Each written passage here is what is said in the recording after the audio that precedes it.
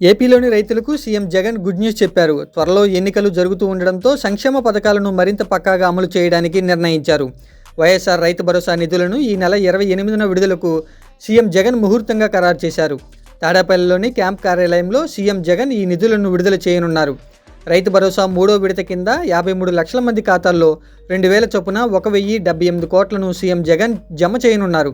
2023-24 season మూడో విడత కింద పెట్టుబడి సాయాన్ని అందించేందుకు రాష్ట్ర ప్రభుత్వం సిద్ధమైంది. కాగా రైతు భరోసా కింద 5 ఏళ్లలో 34,288 కోట్ల సాయం చేసినట్టు ప్రభుత్వ లెక్కలు స్పష్టం చేస్తున్నాయి. ఇక మార్చి 3న అద్దంకి వేదికగా వైసీపీ 4వ సిద్ధం సభను ప్రతిష్టాత్మకంగా నిర్వహించేందుకు నిర్ణయించింది. ఈ సభా వేదిక మీదనే సీఎం జగన్ రైతులకు సంబంధించి మరో కీలక ప్రకటన చేసే అవకాశం ఉందని పార్టీలో ప్రచారం జరుగుతుంది.